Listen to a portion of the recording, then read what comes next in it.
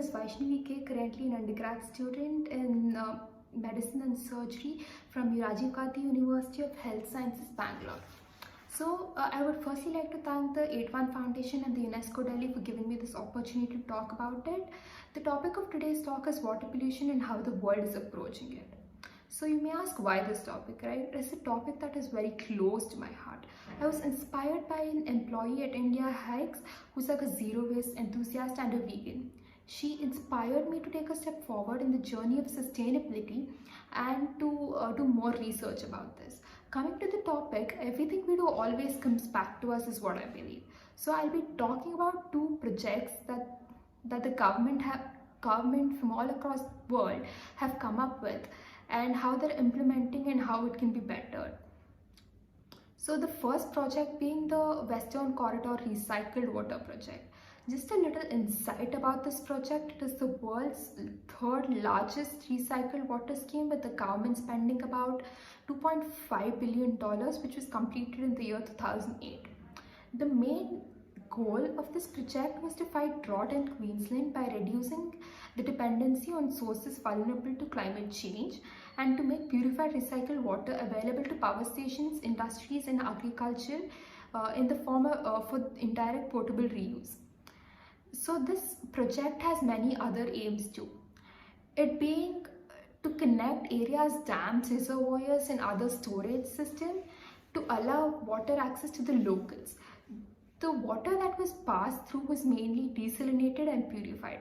The treatment has two steps, mainly being pre-treatment and treatment. The pre-treatment consisted of flocculation, and the first step of treatment being microfiltration.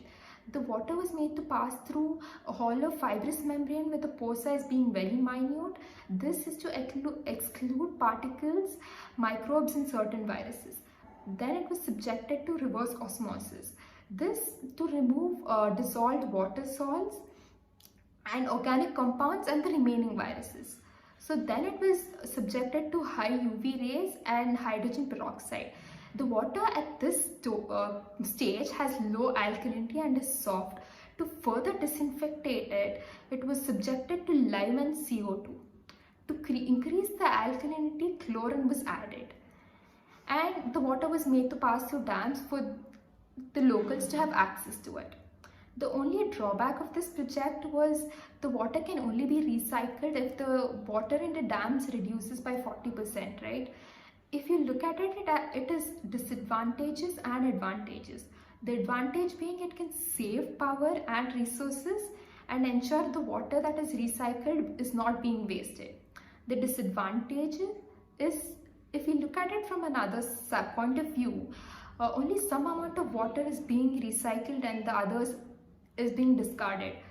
So if this project is carried on a large scale, the water that is disposed has like high salt concentration, which changes the osmolarity of the water, causing changes in the oxygen concentration, which causes harm to the sea animals.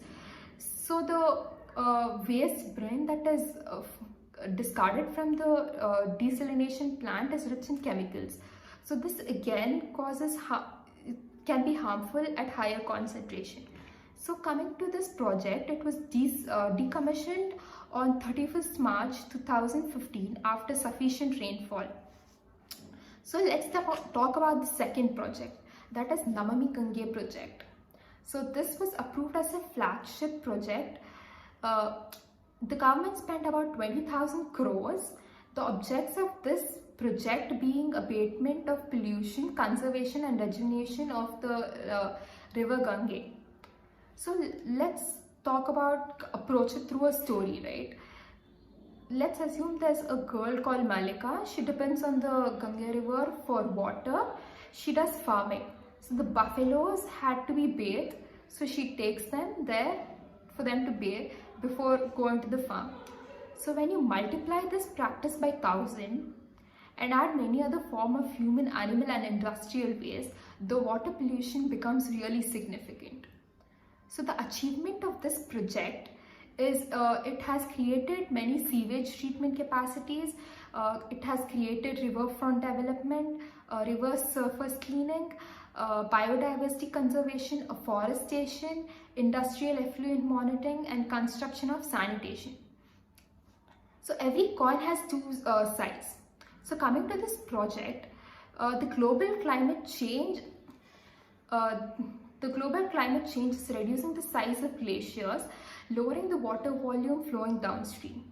So even though the 10 major tributaries that contribute to the Ganga river system as it moves south, the climate change does not add enough water to offset the decrease in the water volume coming from the Ganga glacier. So therefore, as the glacier size reduces, the amount of water available downstream reduces. So this increases the concentration of pollutants. So the government in India has tried to control the change in the river flow by constructing dams so that the water flow is consistent throughout the year. This has its own disadvantage, right? This causes increase in salinity. Increase in salinity causes changes in the oxygen concentration, which leads to